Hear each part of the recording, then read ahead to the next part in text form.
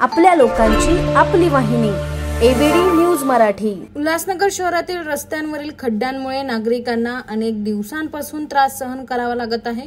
पावसामुळे हे खड्डे अधिक धोकादायक बनले असून अनेक नागरिक आजारी पडले आहेत। मात्र याकडे महानगरपालिकेने दुर्लक्ष केलेले दिसत होते। आज गोपाळकाला उत्सवानिमित्त उपमुख्यमंत्री एकनाथ शिंदे उल्हासनगरमध्ये आगमन करणार असल्याची चाहूल लागल्यावर प्रशासनाची झोप उडाली। शहरातील ओले रस्ते पावसातच घाईघाईने डांबरीकरण करून बुजवले जात आहेत। या पार्श्वभूमीवर नागरिकांनी संताप व्यक्त करत म्हटले की जर उपमुख्यमंत्री रोज उल्हासनगरला आले तरच आमचे रस्ते नीट होतील।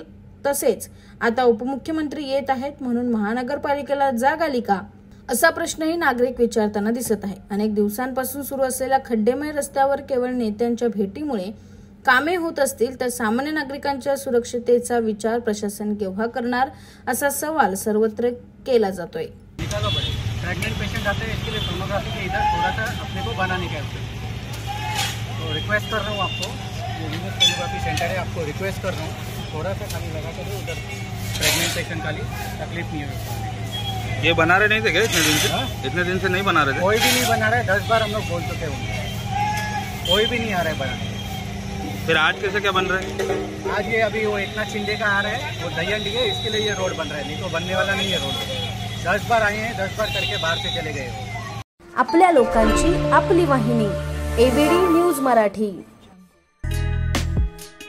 आपल्या एबीडी न्यूज मराठी या यूट्यूब चॅनलला सबस्क्राइब करा। तसेच तुमच्या आजूबाजूच्या परिसरात घडणाऱ्या घटना आमच्यापर्यंत पोहोचवण्यासाठी व जाहिरातीसाठी एबीडी न्यूज मराठीला संपर्क साधा। संपादक रेश्माताई दुधाने 9765529008 आणि 9370508280।